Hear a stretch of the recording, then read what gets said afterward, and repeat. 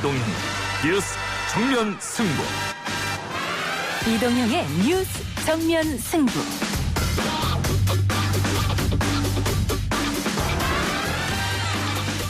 청취자 여러분 안녕하십니까, 이동형입니다. 서생적 문제의식과 상인적 현실 감각, 김대중 대통령의 어록 중에서도 유명한 말입니다. 이 말을 듣고 더불어민주당 당대표에 출마한 사람이 있습니다.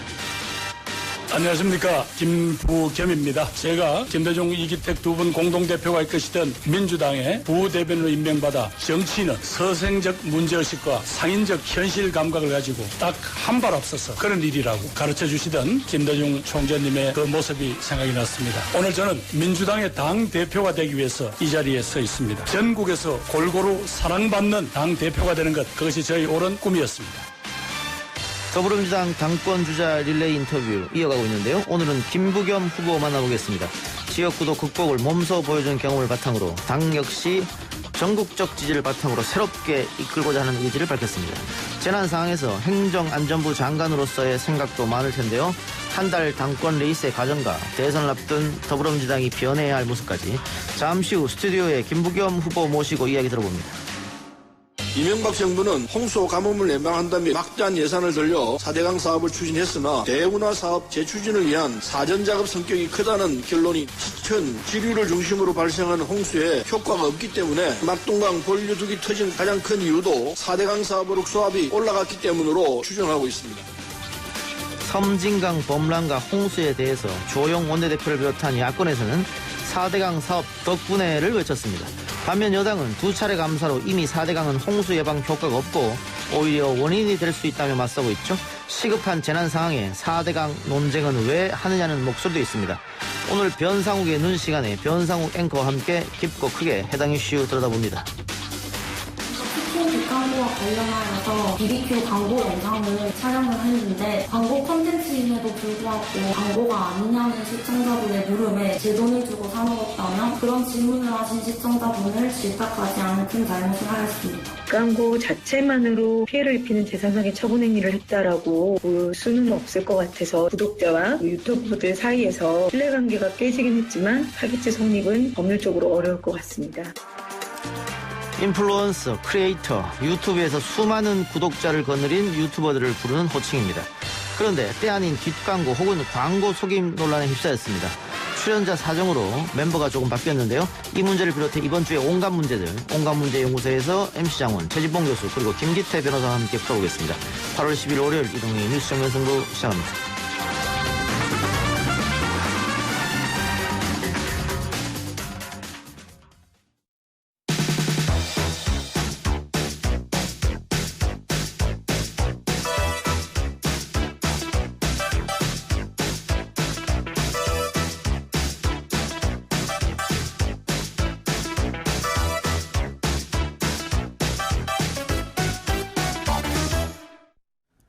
더불어민주당 전당대회 앞두고 후보들을 차례로 만나보고 있습니다. 오늘은 당대표에 출마한 김부겸 전 장관 모십니다. 어서 오십시오. 네, 안녕하십니까, 김부겸입니다. 예, 오늘은 또 내일은 비가 좀 멈췄으면 하는 바람인데 계속해서 내리고 있습니다.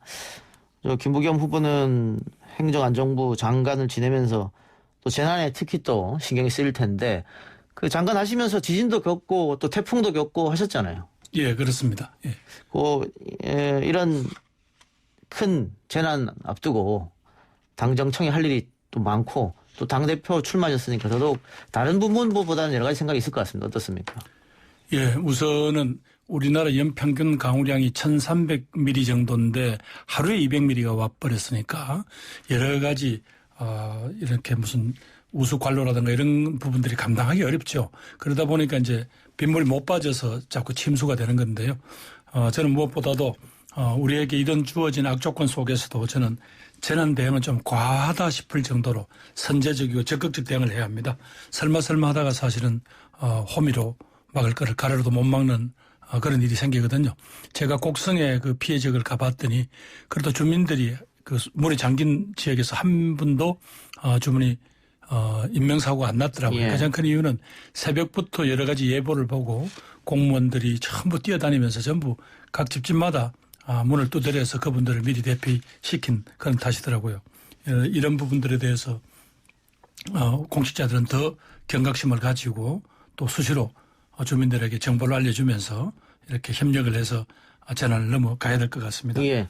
지금 민주당 전당대회가 그 흥행이 잘 되지 않는다 이런 진단이 좀 있는데 비 피해 때문에 선거운동도 지금 중단된 상태죠. 뭐 연기론도 나오는 것 같아요.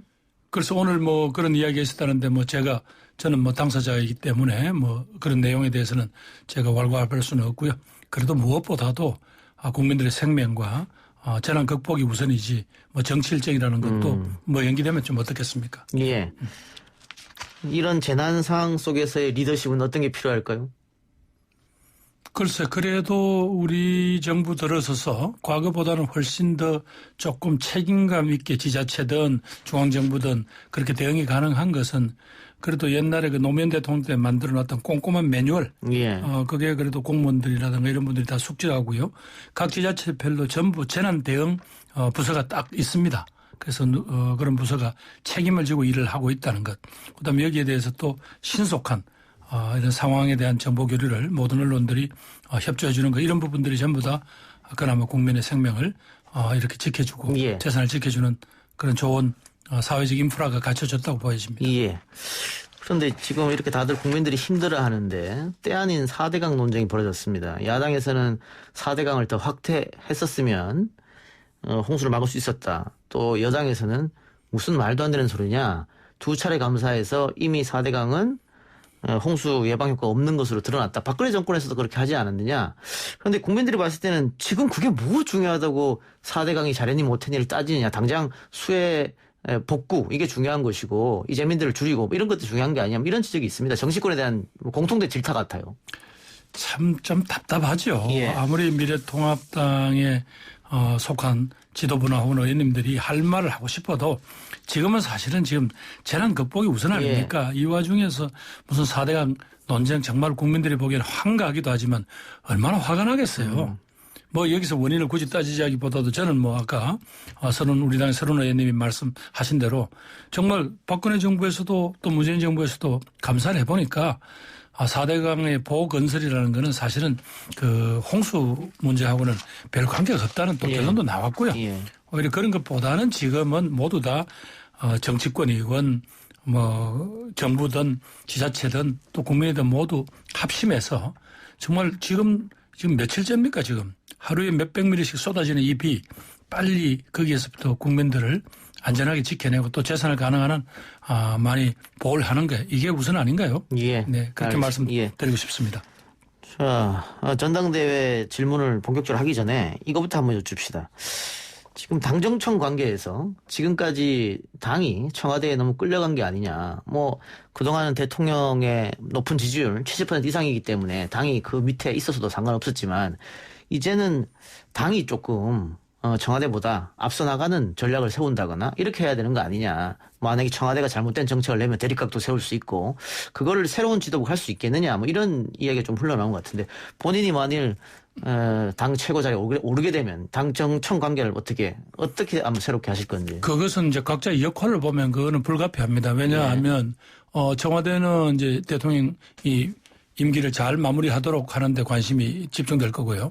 아무래도 정부는 국민 여론으로부터 한 발짝 떨어져 있으니까 여러 가지 대응이나 이런 데서 소극적이나 굼떨 수밖에 없습니다. 그런데 당은 정말 매일 국민들로부터 질타도 받고 또 요구도 받고 하거든요. 그럼 이런 여론을 수렴해서 뭔가 제도 계획이든 예산 투입이든 이런 걸 해낼 수 있는 데는 지금 현재로는 당밖에 없습니다. 따라서 앞으로 당이 제 목소리를 내고 또 당이 그 점에서 지금보다 더 적극적인 역할을 할 수밖에 없는 게 이제 말하자면 이 여권의 시스템이죠. 예. 네. 그리고 지금 이번에 당대표 되는 사람이 다음 차기까지 관리할 수 있지 않습니까?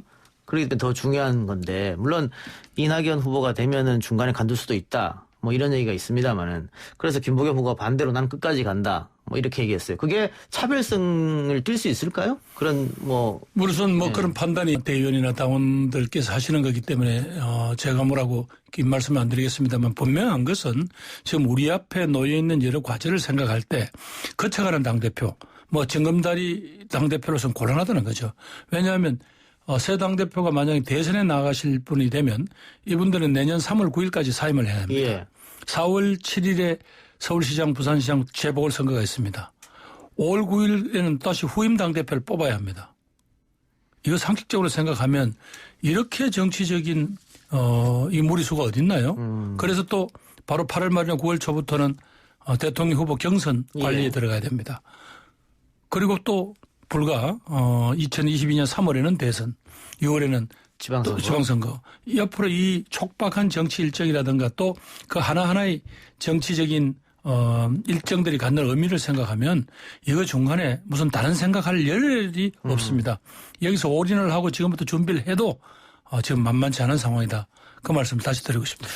그러면 김부겸 후보가 당대표가 되면 서울이나 부산이나 재보궐선거에 후보를 내겠다 이런 입장인 것 같네요. 낼 수밖에 없는 상황이 아니겠습니까? 예. 그리고 그 과정에서 그렇게 되면 우리 당원을 손을 봐야 되니까 그 문제에 대해서는 뭐 또 당원들도 그런 의견이 강하다는 건 제가 정부 돌면서 확인했고요. 그러면 국민들한테 상황을 설명하고 정말 요구대로 석고대죄라도 하면서 우리들이 후보를 낼 수밖에 없는 사정을 국민들한테 용서를 구해야죠. 예. 네.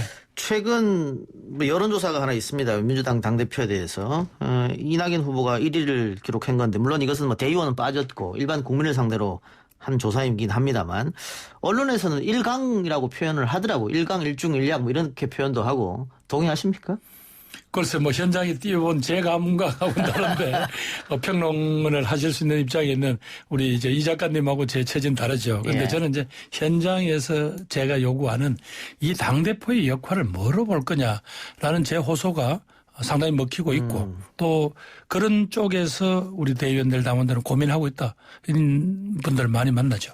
예, 선거가 뭐 대의원, 당원, 일반 국민 이렇게 하는데 가장 중요한 건 역시 대의원 표심 아니겠어요? 그 퍼센테이지로 봤을 때 가장 많이 몰려있기 그렇죠. 때문에. 그분들이 아무래도 이제 우리 당의 정치적 상황에 대해서 가장 열심히 고민하고 가장 또 우리 당의 처지에 대해서 제일 민감한 분들이죠. 그 대의원 표심을 공략할 준비는 돼 있습니까? 지금 열심히 하고 있지 않습니까? 근데 뭐 이제 홍수나 이런 것 때문에 대의원들을 직접 만나는 기회가 적어가지고. 뭐 그런 게 아쉽죠. 아쉽지만 그러나 뭐 이런 천재지변에 인해서 그걸 극복하는 게 무엇보다 최우선이고요. 저만 해도 사실은 많은 분들이 차라리 뭐 그런 정치 레이스 같은 거 중단하고 차라리 저 이재민들 돕는 일을 하는 게 어떠냐라는 오히려 그런 지적도 많이 받습니다. 물론 그렇지만 또 저희들이 지금 열심히 현장에서 대응하고 있는 그런 뭐 공직자들 오히려 방해가 되는 일도 있고 이래서 조심스러운데요. 그저께만 해도 제가 이제 광주 상황실에 들렸습니다. 시장님도 뵀습니다만은 오히려 방해가 될까 봐 빨리 나왔고요. 곡성에서는 사실은 전부 그 이재민들 위로를 하러 갔는데 오히려 그분들이 오히려 담담하게 이 상황은 이렇게 된 거지만 가능한 한 나중에 어떤 복구라든가 이렇게 뒤처리에 있어서 중앙정부가 이렇게 외면하지 말고 더 확실한 대책을 세워달라는 오히려 그런 말씀을 하셨습니다. 자, 아까 여론조사 이야기했습니다만은 거기서는 뭐 2위를 하셨고 그런데 그 소상공인 자영업 민주당원 2천여 명이 김부겸 후보를 공식 지지했다. 이것은 김부겸 후보로서는 뭐 천군만마를 얻은 듯한 소식일 텐데 소상공인 당원들이 왜 김부겸을 선택했을까요?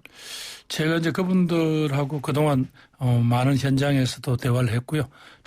제가 또 장관 때나 혹은 이럴 때 바로 이제 이분들하고 실질적인 도움이 될 만한 몇 가지 지원 같은 거 이런 부분들이 있었습니다. 그래서 그분들이 지금 당장보다는 제가 정치인으로서 그런 진정성을 가지고 이렇게 자신들의 상황을 들어주고 또 하려고 노력한 데 대해서 그분들이 저에게 힘을 좀 실어주신 것 같습니다. 예. 그 아까 우리 온에어 빨간불 들어오기 전에 저랑 잠깐 사담을 나눴는데 민심이 요즘에 좀 좋지 않다 이런 말씀 하셨어요. 네. 그 청와대 참모진들이 일괄 사표를 비서진들이죠. 5명이 낸 것도 아마 그런 상황 인식을 했기 때문에 그런 것 같습니다. 이 좀 정부 여당으로서는 굉장히 어려운 상황인데 특히 부동산 문제 어떻게 해결해야 될 것 같습니까? 역시 당대표가 되면 당과 또 청와대 정부가 또 협심하고 이 문제를 다뤄야 되지 않겠어요? 뭐 인사 문제는 보통 과거에도 보면 이렇게 조금 뭔가 정치를 쇄신해야 되거나 이럴 때가 있을 때는 보통 이제 참모들이 대통령께 조금 편안하게 판단하시라고 이런 사표를 제출하거나 이런 일이 많았잖아요. 과거에도 뭐 그런 일환이고 또 대통령께서도 상황을 엄중하게 보고 계시다라는 그런 어떤 신호라고 보여집니다. 당대표가 되면 무엇보다도 이 바로 이제 부동산을 둘러싼 이 국민들의 허탈한 마음을 우선 어떻게든 간에 위로해드려야 되지 않겠습니까? 예. 그중에 하나는 분명한 것은 더 이상 부동산 투기를 통해서 이렇게 국민들의 가슴을 국민 경제 전체를 말하자면 흔들어대는 여기에 굴복할 수는 없잖아요. 그 대신에 우리 국민들 중에서 꼭 내 집을 마련하고자 하시는 분들 생애 최초 주택 구입자 이런 분들한테는 또 여러 가지 금융 지원이 없어서는 안 되지 않습니까? 예. 그다음에는 장기적으로 이제 조세를 통해서 이렇게 불로소득에 대해서는 확실하게 다시 대한민국 공동체가 그 문제에 대해서 건강하게 쓸 수 있도록 하겠다라는 어떤 그런 것들 의지를 확실히 보여야 될 겁니다. 그러니까 공급, 조세 또 그다음에 여러 가지 또 정부의 의지 이런 것들이 정확하게 매치가 되면 될 것 같습니다. 다만 이제 최근에 보니까 정부의 의지 자체를 조금 조롱하는 듯한 이거는 조금 언론에서도 자제했으면 좋겠습니다. 예. 그러면 어차피 부동산이라는 것, 땅이라는 거는 더 이상 우리가 생산이 안 되지 않습니까? 제한되기 때문에 우리 헌법에도 여기에 관한 재산권 행사에 대해서는 정부가 일정 부분 규제를 하거나 혹은 제한을 할 수 있도록 되어 있는 이유가 거기 있지 않습니까? 그런데 최근에 보면 어떤 정부의 이런 행위에 대해 가지고 마치 무슨 사회주의로 가는 거냐 하고 반발하고 하는데 이제 이 점에 대해서는 좀 성숙해 주셨으면 좋겠습니다. 우리 언론 문제까지 시작해 주셨습니다. 예. 자, 김부겸 후보는 지역 구도 타파를 위해서 어려운 상황에서도 대구에 계속 도전을 하셨는데 김대중 전 대통령이 대구에서 얻은 퍼센티지 한 10%, 그 뒤에 뭐 노무현 20%, 문재인은 30% 계속 올라왔습니다. 그리고 문재인 후보도 30% 못 얻고 22%. 예. 근데 김부겸 본인은 40% 이상 계속 얻었고, 그러면은 김부겸이 당대표가 되면 그 대구 분들이 민주당에 마음을 좀 주겠습니까? 어떻습니까? 그건 이제 도전을 해봐야죠. 예. 그러나 이제 저한테 떨어지더라도 한 40%를 주신 거는 조금 제가 던지는 메시지에 주목을 해 주셨다는 뜻이니까. 예. 지금 결국 우리 정치, 특히 대통령 선거의 정치 지형은 1대1 대결 구도가 늘 아주 강하게 있었지 않습니까? 예. 그렇다면 우리 취약지구라고 할 수 있는 영남 지역, 대구 경북 따로 뭐 불경이 조금 지지도의 차이는 납니다만은 지금보다는 저는 정확하게 10%는 더 끌어올려야 거기에서 큰 격차를 줄여놔야 우리 대선 후보가 누가 되더라도 이길 수 있다. 그렇게 저는 생각하고 있습니다. 그게 김부겸이 돼야만 가능하다. 이 제가 말씀입니까? 당대표가 되면 아무래도 지금 현재 제가 경쟁하고 있는 후보들보다는 그 점에서 설득하기가 예. 더 낫지 않겠습니까? 그럼 반대로 지금 당대표 선거 나가셨는데 민주당 대의원 당원들의 분포가 그래도 호남 쪽이 좀 많지 않겠느냐. 그러면 호남 출신인 이낙연 후보가 유리하게 가지 않겠느냐. 뭐 이런 분석도 있단 말이에요. 아이고 우리 당의 대의원 당원들은 훨씬 사고가 전략적입니다. 예. 그분들은 그런 점에서 앞으로 어떤 구도가 돼야 정말 이 지긋지긋한 지역주의를 넘어서는 국민들의 그런 선택이 가능할까. 그런 큰 틀에서 봤을 때 서로 역할 분담을 어떻게 하는 게 민주당에 좀 길게 가는 그런 전략적 포석이 될까 이런 거 다 고민하시죠. 예.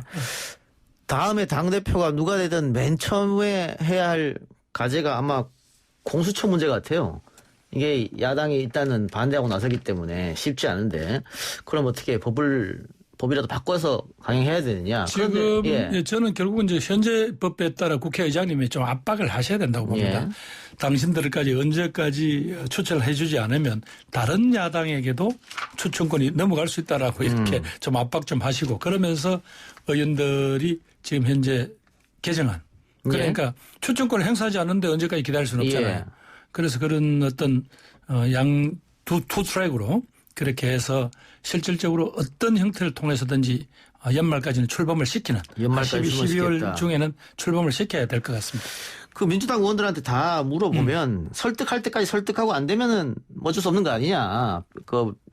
이 법이라도 바꿔야 되는 거 아니야. 이런 말 다 얘기했어요. 그러니까 그거를 법이라도 바꾸는데 그때까지 무작정 기다려갖고는 일이 안 되잖아요. 예. 한쪽에서는 개정안을 가지고 이제 말하자면 압박을 하고 한쪽에서는 의장님이 일단은 지금 현재 위촉되신 분들 예를 들면 당연직 3분 변협 회장님하고 뭐 법원 행정처장님 이런 분들도 조치를 하고 그다음에 우리 여당에서 추천한 분들 모셔다 놓고 간담회라도 하셔서 실질적으로 일이 이런 이유 때문에 제1야당한테 비토권까지 줬는데 그것도 행사 안 하겠다? 예. 저는 이거는 일종의 법 앞에서 이거는 일종의 예. 특권을 요구하는 거라고 봅니다. 이건 있을 수 없는 일이라고 봅니다. 근데 지금 미래통합당에서는 헌재 판단이 나올 때까지 기다리겠다. 그거는 언제 나올지 알 수 없으니까. 그분들도 법을 하는 분입니다. 그게 얼마나 억지 소리인지는 본인들이 너무 잘 아실 텐데 이렇게 또 정정으로 몰고 간 아쉬움이 있습니다.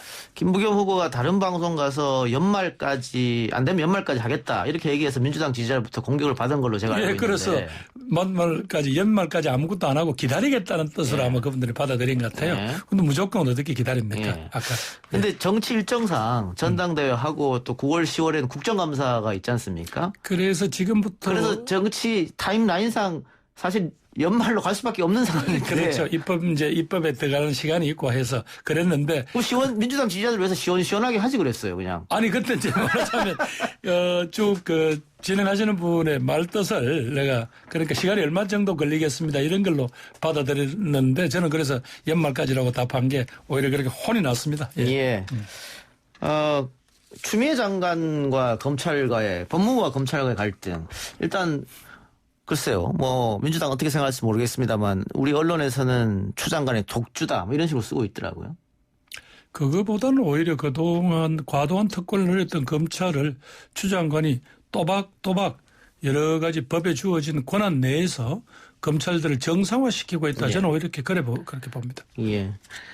알겠습니다. 그러면 뭐 아까 공수처 얘기도 했습니다. 이것도 역시 검찰개혁의 일환 아니겠습니까? 그렇습니다. 예. 다음 당대표가 떠안아야 될 굉장히 큰 몫이고 또 언론개혁 문제도 있고 쉽지는 않아 보입니다. 왜냐하면 그 지금까지 우리가 얘기했던 검찰이나 언론이나 일단 우리 사회에서도 기득권이기 때문에 그 저항이 만만치 않을 거란 말이죠. 보관이 있으십니까? 현재 분명히 저는 국민들에게 이렇게 호소를 드리고 싶습니다. 현재 이 기득권을 그대로 두고 세상을 정말 좀 바르게 가고 개혁을 할 방법은 없습니다. 어쨌든 사회적 강자들 또 권력을 가졌던 분들이 조금씩 양보를 하지 않고는 이게 새로운 세대들한테 우리가 뭐가 같이 함께 살자고 내세울 게 없습니다. 그러면 내 가족은 괜찮지만 내 이웃은 그렇게 절망에 빠져 있는데 이게 그냥 어떻게 뭉개고 지나갈 수 있다? 저는 그건 불가능하다고 봅니다. 그래서 어떤 정치 세력, 지금은 저희 민주당이 이 문제에 관해서는 강하게 대한민국 공동체를 살린다는 의지를 가지고 이 개혁에 제일 앞장설 수밖에 없습니다. 예, 마지막으로 저 뽑아달라고 한마디 하시기 바랍니다. 네, 존경하는 국민 여러분 또 민주당 대의원 당원 동지 여러분 지금 워낙 큰 비가 왔기 때문에 정치 이야기 하는 것조차가 죄송스럽고 쑥스럽습니다. 그러나 저는 2년의 당대표 임기를 채우면서 적어도 우리 취약지구를 확실히 보강해서 어떤 후보가 되더라도 대통령을 만드는 그래서 정권이 재창출되는 그래서 우리 민주당의 가치와 꿈이 대한민국 국민들로부터 당당히 다시 승인을 받는 그런 당 만들고 싶습니다. 제가 김부겸에게 기회를 주실 것을 거듭 요청드립니다. 예, 오늘 출연해서 고맙습니다. 예, 감사합니다. 지금까지 더불어민주당 당대표 후보 김부겸 전 장관이었습니다.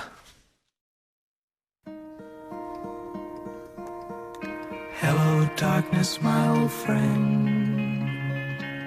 I've come to talk with you again. Because a vision softly. 한 주간의 깊은 호흡으로 이슈를 꿰뚫는 코너 변상욱의 눈 시간입니다. YTN TV 뉴스가 있는 저녁과 YTN 라디오 뉴스 정면 승부의 앵커 품앗이 프로그램 변상욱의 코너 나왔습니다. 어서 오십시오. 네, 안녕하십니까. 변상욱입니다. 예. 지난주에 우리가 이 재난방송 예. 우리나라가 많이 뒤처진다. 다른 선진국에 비해 이런 네, 말씀을 드렸는데 일주일 동안 비가 그치질 않았네요. 계속해서 비가 내리고 있습니다. 예. 걱정이 태산 같은데. 뭐 그러는 동안에 재난이 아니고 정치적 재난으로 확 이제 예. 넘어와서 예. 정치권이 요새 또 시끄럽고 다 그런 것 같더라고요.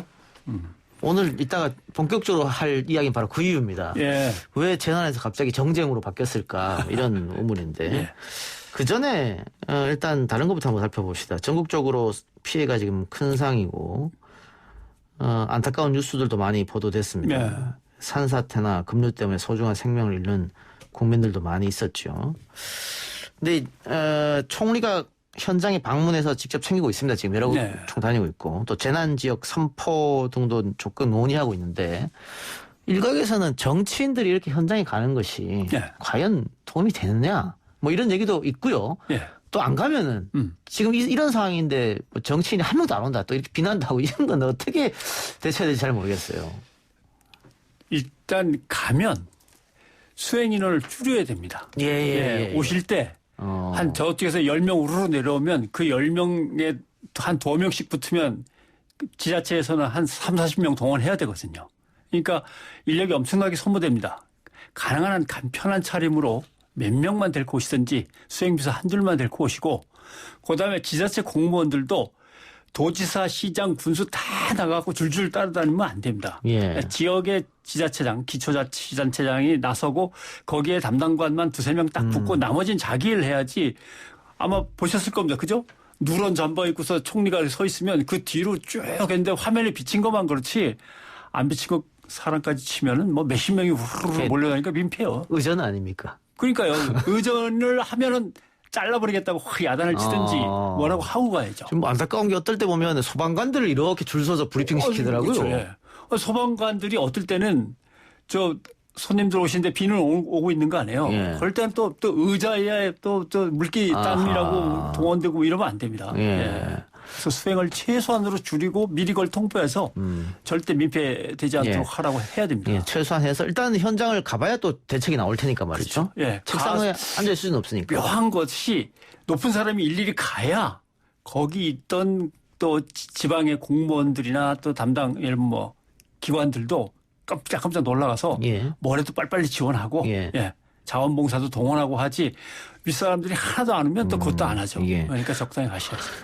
그리고 우리 언론에 대해서는 이게 중계차를 예를 들어서 급파를 하고 거기에 뭐 카메라맨도 붙고 또 기자도 있어야 될 테고 그게 시간과 돈이 좀 많이 들어갑니까?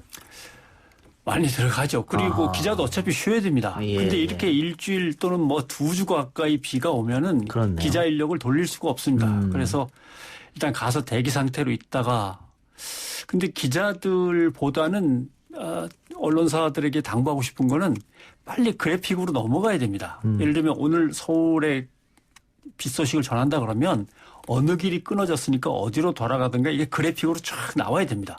이쪽에 사시는 분이 이쪽으로 갈 때는 이쪽으로 갔다가 우회해서 일로 가고 이렇게 이게 그림과 그래픽으로 이렇게 자세히 설명되는 내부에서의 분석 작업 같은 것이 이제 재난방송에 더 들어가야 되는데 우리는 여전히 기자들이 우비 입고 헬멧 입고 가 있다가 한쪽에서 쉬다가 시간 됐어 그러면 다시 또 튀어나와 가지고 또 스마트폰 하나 들고 또 잠깐 하고 들어가고 이것만 계속 반복되니까 재난방송이 좀 의미가 없다 말씀을 드렸던 거죠. 예. 그럼 오늘 본격적으로 다뤄볼 주제입니다. 아까 변상호가 들어오자마자 한 얘기인데 뭐뭐 때문이냐 뭐뭐 덕분이냐 뭐 이런 얘기입니다. 지금 제방이 무너지고 홍수 피해가 생기자 갑자기 4대강이 소환됐습니다. 섬진강 범람 사고에 대해서 야당 의원들이 4대강 사업이 없었으면 이번에 어쩔 뻔했느냐. 또 홍준표 의원도 MB 시절 지류 지천 정비를 하지 못하게 그렇게 막더니 이번 피해가 지류 지천에 집중됐다 이렇게 했는데 반대로 여에서는 정반대되는 얘기를 합니다. 박근혜 정권, 문재인 정권 2번에 걸쳐 감사를 했는데 4대강은 홍수 예방에 아무런 도움이 안 된다고 결과가 나왔다. 그리고 이번에 4대강이 효과가 있었다면 낙동강 뚝은 왜 무너졌느냐. 그렇죠. 낙동강 뚝은 결국은 4대강 때문에 무너졌다. 그래서 이걸 이제 서로 양쪽 의견이 이제 엇갈리면서 언론에서 이걸 다 보도하고 있는데 지금 국민들이 다 힘들어하는 이 상황에 이런 논쟁으로 빠지는 게 과연 맞느냐. 다 나라를 위하는 마음에서 그렇게 얘기들 하는 거겠죠. 그렇게 생각을 하는데 문제는 이제 언론이 받았을 때 국민들한테 어떻게 전달할 거냐. 근데 잘 보시면 정치인들이 한 발언을 받아서 이제 전달할 때는 어떻게 되냐면 되게 이렇게 하죠. 뭐뭐라는 말이 나온다. 4대강 보를 허물었기 때문이라는 말이 나온다. 이게 이제 흔히 말하는 김종인 위원장이라든가 이런 사람들이 한 말들이죠. 그다음에 뭐뭐라고 지적들 한다. 그러니까 정치인들은 수문이나 댐 전문가가 아니에요. 그렇죠. 근데 기자들이 기사를 쓰려면 정치인들이 그냥 인상비평 내지는 자기의 정치적 입장에서 상대당을 공격하기 위해서 한 말을 전달하는 게 아니라 저 말이 맞는지 전문가한테 찾아가서 김종인 위원장이 보를 갖다 무너뜨리는 바람에 이번 사단이 벌어졌다고 합니다. 여기에서 어떻게 생각하십니까? 이렇게 물어서 그 사람의 코멘트를 써야 되는 거죠. 기자는 그렇죠. 그러니까 전문가가 이렇게 분석하고 있다. 전문가는 이렇기 때문에 발생했다고 말한다. 이런 기사를 써야 되는데 어느 정치인은 뭐뭐라는 이야기가 있다고들 얘기한다. 어떤 정치인은 뭐뭐라는 지적들이 많이 나온다고 이야기한다. 기사가 다 그렇게 돼 있죠. 예. 흔히 말하는 그 따옴표 저널리즘 아닙니까? 완전히 따옴표 저널리즘이죠. 얼마나 쉬워요. 그냥 예. 가면은 준비한 거 막 쏟아내니까 그것도 기자들이 쓰기 좋게 간단하고 자극적인 말들로 준비해서 내주니까 그냥 갖다 쓰는 거고 그럼 전문가한테 전화는 언제 해서 언제 취재할 거예요. 근데 그 따옴표가 과연 면죄부가 되느냐. 나중에 이런 기사가 어떻게 나왔냐 그러면 나는 전원을 썼을 뿐이다. 예. 정진석 의원이 그렇게 얘기하는데 예. 그럼 내가 그 말 다시 하라 그럴 수는 없는 거 아니냐. 이런 건데 예를 들면 정진석 의원 같은 경우 4대강 사업이 없었으면 어떨 뻔했냐라고 얘기를 했다고 치면 예. 저 사람은 왜 저 말을 할 건가. 기자는 최소한 이것 정도는 생각해야죠. 왜냐하면 그 사람은 MB정부 때 정무 수석이었습니다. 예. 그다음에 4대강 보를 무너뜨리면 절대 안 된다고 4대강 보 지키기 당특위 위원장 됐어요. 그러니까 그 입에서 나오는 말은 당연히 4대강은 잘된 사업이고 4대강 때 만들었던 보를 무너뜨리면 안 된다는 입장으로 나오는 거죠. 예. 그걸 감안하고 기사에 그렇게 토를 달아야 되는 예. 거죠. 그러니까 어떻게 보면 지금 미래통합당 역습처럼 보이기도 해요. 왜냐하면 그동안 4대강 때문에 뭐 녹조라떼라는 비아냥도 들었고 예. 생태계가 완전히 파괴됐다. 그래서 보를 철거해야 된다. 이런 여론이 상당히 많았던 건 사실이지 않습니까? 네. 그렇게 하다가 이번에 이렇게 비가 많이 오고 하니까는 이때 우리가 반격을 해야겠다. 예. 이렇게 생각할 수 있었을 것 같은데. 이제 예를 들면 댐 무너지는 데마다 아니면 보가 무너지는 데마다 4대강 사업이 관련이 있나 아니면 보를 철거했기 때문에 아닌가 열심히 찾아보겠죠. 또 그동안 태양광 사업 같은 경우는 여기에 국가 권력의 비리가 엄청나게 숨겨져 있을 거다. 정권 바뀐 다음에 한번 두고 보자. 늘 예. 이렇게 공격을 했기 때문에 태양광 때문에 산을 깎아내려갖고 산사태. 그다음에 보를 무너뜨렸기 때문에 4대강 때 세웠던 보를 그대로 뒀어야 되는데 그걸 왜 무너뜨려? 근데 이렇게 공격이 시작되는데 태양광 사업 예를 들면 김미애 의원이 그랬어요. 태양광 시설 설치된 12곳이 산사태가 났더라. 이 태양광 사업 한다고 나무를 다 깎아내서 그런 거 아니야. 근데 산림청이 긴급 점검에 들어간 태양광 그 산 비탈에 세워진 태양광 장소가 몇 개냐면 802개예요. 그러니까 802개 중에 12개에서 산사태가 났다. 이거는 결국은 산사태 때문이냐 아니면 비탈의 각도가 너무 가파른 곳들이 무너진 거냐. 이건 점검을 해봐야 되는 건데 그대로 따옴표로 받아 쓰다 보면은 태양광 때문에 산림을 파헤쳐서 산사태는 다 거기서 났대. 이렇게 되는 거죠. 그러면 이제 오보가 되는 거죠. 예. 자, 이 4대강 이슈에 대한 우리 언론의 보도 행태는 지금도 그렇습니다. 과거에는 더 큰 문제를 좀 낳았습니다. 예. 일단 이 국민의 세금이 굉장히 많이 들어간 4대강 사업입니다. 뭐 20조 얘기도 하고 40조 얘기도 하고 합니다만은. 근데 당시에 4대강을 찬양했다 할까요? 그런 기사들은 그냥 나갔고 반대로 비판했던 기사들은 데스크에서 다 소위 말해 잘려버렸어요. 이 보도되면 안 된다. 예. 뭐 MBC도 그래서 여러 차례 문제가 됐었는데 그건 결국은 방송국이나 언론사의 간부들이 정부 눈치를 봤다. 권력의 눈치를 봤다. 이렇게 볼 수 있는 거겠죠. 당연히 정부 눈치를 봤고요. 또 하나는 그 당시에 돈이 엄청나게 풀려나가는데 그 돈이 다 토건회사, 건설회사로 갔거든요. 예. 그러니까 그 4대강 치적을 찬양하는 정부 광고와 건설업계의 광고들을 다 이제 소화해내면서 거기에 뭐 지적하거나 비판하는 기사를 쓰기가 어려웠던 거죠. 또 하나의 문제는 그걸 어떻게 되냐면 정부는 4대강을 마구 밀고 가고 정부는 4대강 치적을 홍보하는데 언론이 거기에 편을 들고 하니까 현장에서는 어떤 일이 벌어졌냐 하면은 기억이 나실지 모르겠습니다만 4대강 건설에 참여한 기업들끼리 엄청나게 담합했어요. 예. 나중에 사법부의 재판에 의해서 수천억에 대한 어떤 과징금 벌금을 갖다 물도록 다 판결이 났죠. 그리고 나서 사회공헌기금으로 내놓겠다고 했는데 아직도 안 내놨어요. 예. 사실 제대로. 그런 것들도 다시 점검해서 기사가 쏟아져 나와야 되는 거죠. 근데 뭐. 그럼 말씀하신 건 결국은 언론이 권력으로부터의 독립 혹은 자본으로부터의 독립이 안 됐다고 말씀하시는 건데. 예, 그럼요. 근데 최근에 뭐 조국 전 장관 사태라든가 부동산 문제 또 뭐 정의연 사태라든가 또 검찰 문제라든가 이런 거 보면 우리 언론이 현 정권에서 굉장히 강한 비판을 하거든요. 네. 그러면 권력으로부터의 독립을 어느 정도 됐지 않느냐. 근데 문제는 그러면 자본으로부터의 독립만 남았느냐. 또 이런 질문을 할 수 있을 것 같아요. 권력으로부터의 독립이라고 하는 부분이 애매한데요. 예. 권력이 어떤 성격을 보여주느냐에 따라서 다 태도가 달라지는 게 당연한 거죠. 왜냐하면 노무현 정부라든가 이런 경우는 기자들을 못 들어오게 정부 청사에 기자들이 이렇게 마음 놓고 드나들면서 관공서에서 그 공무원들 만나갖고 말이야 은근히 압박도 넣는다든가 아니면 뭐 광고를 따간다든가 왜 그런 행동을 하는 거야. 예. 기자들이 들어오면 누가 몇 시에 들어와서 누구를 만나서 무슨 얘기하고 왔는지 일지에 다 적어. 그러니까 이제 심지어는 진보 언론까지 나서서 언론에 뭐 대못질을 하는 예, 정부라고 예. 했던 거죠. 그러니까 기자실 폐쇄 뭐 그런 그렇죠. 문제죠. 예. 정부 광고를 줄여 그다음에 기자실 운영을 축소해 브리핑룸으로 통일시켜 뭐 이런 것들이 언론 개혁과 언론 기득권과 관련해서 입맛에 맞느냐 안 맞느냐에 따라서 정부를 대하는 언론의 태도가 완전히 다르죠. 예. 그건 뭐 본능이라고 해야 될지는 모르겠지만 그러나 언론이 항상 강조하는 게 취재의 자유, 정치적 중립과 독립성, 자율성을 얘기하는데 그 자기들이 그럴 때 써야지 예. 자기들 이익에 쓰면 안 되죠.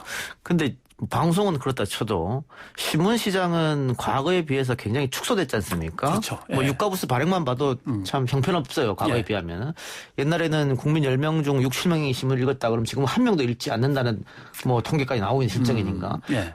그럼에도 불구하고 그 대기업들은 여기에다 광고를 주잖아요. 이거 뭐 보험이라고 흔히 얘기하는 예. 광고죠. 예. 그러면은 언론사는 또 거기에 신경 쓸 수밖에 없고. 그렇죠. 그래서 그 선진국들은 이미 잡지 시장은 뭐 라이프도 문을 닫았고 예. 잡지 시장은 망한다. 그러나 신문 시장은 그래도 상당히 오래 가지 않겠느냐 이 자본 그러니까 때문에. 언론 개혁을 맨 처음에 생각할 때 기사를 제대로 못 쓰는 기자들을 야단치면 되겠지라고 했는데 예.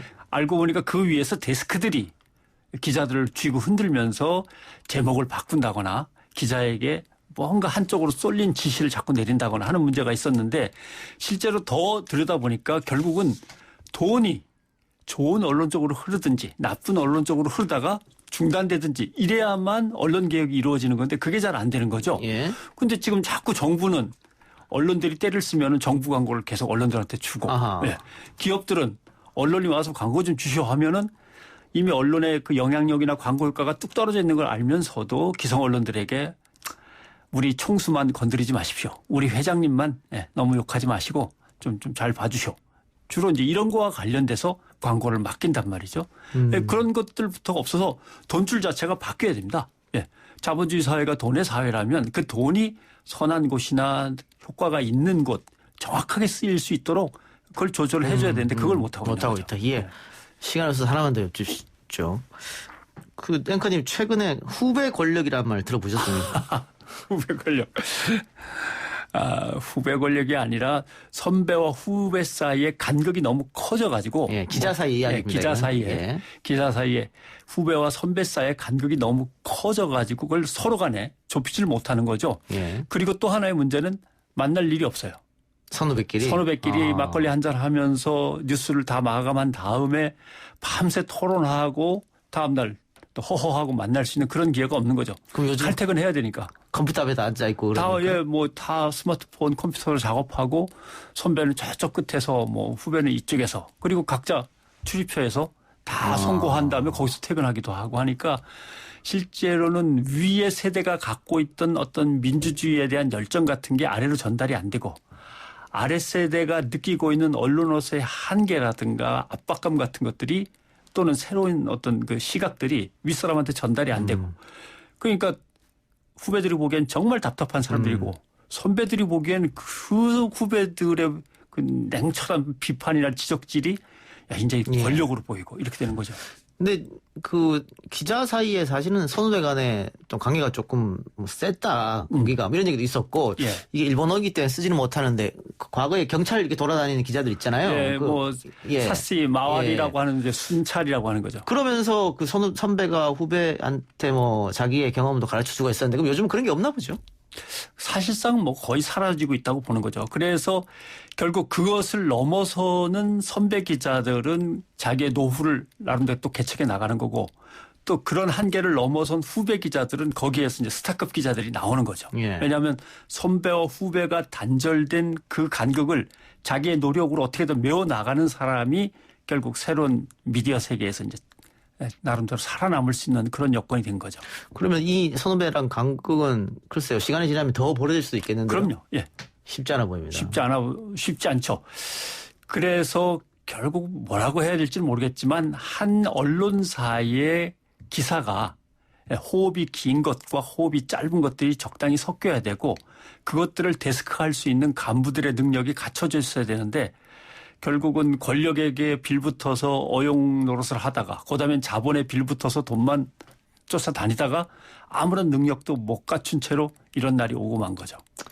알겠습니다. 예, 우리 변행칸 일주일에 한 번씩 이렇게 언론 이야기를 합니다만 언론 개혁이라는 게 참 쉽지 않아 보여요. 오늘 말씀 고맙습니다. 고맙습니다.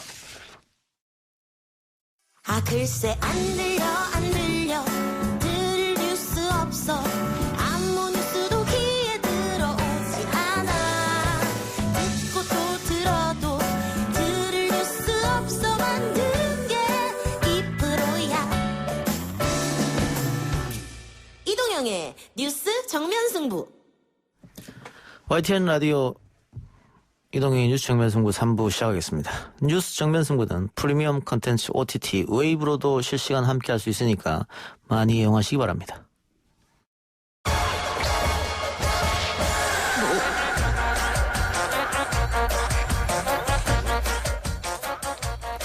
3부 온갖 문제 연구소 시간이 돌아왔습니다. 통제되지 않는 집단지성으로 우리를 둘러싼 온갖 문제의 실마리를 풀어보는 시간입니다.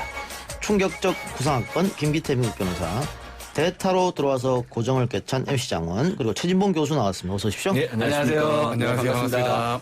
예, 대타로 들어와서 고정을 꿰차는 경우가 많기 때문에 함부로 자리를 비우면 안 됩니다. 절대 비워서 안 되겠다는 교훈을 오늘도 얻네요. 네. 이렇게 마주보니까 더 새롭네요. 네. 예. 반갑습니다. 네, 몇 주 만에 뵙네요. 반갑습니다. 네. 제가 늘 후배 방송인들한테 강조하는 건데 저도 사실 대타로 시작했거든요. 아, 예, 그러니까요. 네. 대타로 시작해서 고정을 꿰찬. 웬만하면 휴가를 안 갑니다. 네, 저도 집안분들에게 네. 예, 강력하게 이야기했습니다. 웬만한 대소사가 아니면 나에게 알리지 마라. 그러니까 저는 본인 상이 아니면 빠지지 마라. 예. 그리고 오늘 최진봉 교수는 왜 나오셨습니까? 네, 저도 모르겠어요. 갑자기 전화 와서 제가 왔는데 네. 저는 김기태 변호사 처음 보고 네. 아까 여기 지금 93학번이잖아요. 네. 저보다 형님인 줄 알았습니다. 순간 당황해서 인사할 뻔했습니다. 제가 7, 8까지 봅니다. 그러니까요. 네, 7, 8까지. 네. 감사합니다, 교수님. 이런 덕담도 해주시고. 네. 비오는데. 네. 7, 8년생이 아니고 7, 8학번까지 본다는 얘기죠? 7, 8학번까지 봅니다. 제 머리를 지금 깎아서. 예, 알겠습니다. 예. 자, 최진봉 교수가 앉은 자리에는 이 시간에 최고의 컨디션인 최영일 평론가가 늘. 아, 그래요? 그분이야말로 온갖 문제 연구소에 그렇죠, 딱 맞는 문제. 사람이죠. 그렇죠, 모르는 게 그렇죠. 없습니다. 네. 시사 근데 자판기. 뭐 그 정도는 제가 커버할 수 있습니다. 아, 최영일 예. 평론가 정도는 전혀 뭐 두렵지 최영일 않습니다. 평론가도 위험한데요. 아, 그렇죠. 위험하죠. 네. 알겠습니다. 제작진이 잘 보시기 바랍니다. 오늘. 네, 최진봉 교수님 원래 월요일 이 시간대가 비어 있으시니까 비어 있죠, 항상. 아, 채우려는 노력이시군요. 스케줄을 꽉꽉 채우시려고. 네. 예. 요즘에 코로나19 때문에 학교 수업이 안 되니까 교수님도 어떻게 온라인 수업 하십니까? 온라인 수업을 했었고요. 지금 예. 방학 중이고요. 예. 8월 30일 날 다시 개강을 하는데 예. 저희 학교는 아마 그 교수들은 다 그 학교에 가서 강의를 하고 학생들은 아마 격주로 오는 것 같아요. 반은 먼저 오고 그리고 이제 다 영상으로 그걸 다 촬영을 해서 학교에 오지 못한 학생들한테는 온라인으로 보내고 그렇게 아마 이렇게 반반 정도 지금의 이제 고등학교 학생들이 하는 그런 네, 스타일로 아마 운영이 맞습니다. 될 것 같습니다. 코로나19 때문에 온라인 강의한 건 처음이시죠? 그렇죠. 온라인 강의는 처음이죠. 사실. 어땠습니까? 한 학기 힘들었습니다. 보니까. 예. 아주 힘들고요. 이게 학생들도 물론 힘들겠지만 교수들도 힘들어요. 왜냐하면 학생들과 같이 하면 시간이 그래도 여유가 좀 있습니다. 왜냐하면 주고받고도 하고 질문도 받고 이러는데 그렇죠. 예. 1시간, 3시간을 계속 혼자서 떠들어야 되거든요. 예. 그러다 보니까 이게 쉽지 않더라고요. 뭐 이렇게 카메라 보고 떠들거나 아니면 이제 파워포인트 띄워놓고 녹음을 해야 되는데 예. 그게 쉬운 일이 아니더라고요. 준비도 더 많이 해야 되고요. 그다음 신이 안 납니다. 이게 그렇죠. 강의를 할 때. 맞아요. 예, 네. 호흡을 주고받을 수가 없으니까. 그렇죠. 네. MC 장원처럼 웃기는 사람이 앞에 있어줘야 되는데 없으니까 재미가 없습니다. 네. 어떻습니까? 어쨌든 학생들은 학교를 못 가고 있기 때문에 등록금을 좀 돌려줘야 되는 거 아니냐. 그렇죠. 그래서 이제 이게 문제 보니까 저는 이렇게 생각해요. 지금 실사를 하고 있는 걸로 제가 알고 있는데 교육부가 학교마다 형편이 좀 다릅니다. 돈을 좀 많이 쌓아놓는 학교들도 있고요. 또 이제 정말 경영이 어려운 학교들도 있을 수 있거든요. 어느 학교라고 제가 말씀을 안 드리겠습니다만 그런 학교들한테 이제 부담을 주는 건 좀 어렵지만 뭐 이렇게 적립금이라고 하죠. 적립금이면 몇 천억씩 있는 학교들도 많이 있거든요. 그런 학교들은 좀 학생들한테 돌려주는 게 필요하다고 보고 어려운 학교들은 학생들의 형평성을 위해서 정부가 정부가 지원하는 방식을 통해서라도 장학금으로 들어갈 수 있도록. 왜냐하면 정부가 직접 학생들한테 돈을 줄 수는 없거든요. 그래서 학교에 지원을 하면 학교에서 그걸 장학금 형식으로 지급하는 이런 제도적 장치를 마련하는 게 필요하지 않을까 이런 생각이 듭니다. 그 성공회대 총장님한테 건의 좀 하지 그럼. 성공회대는 상당히 어렵습니다.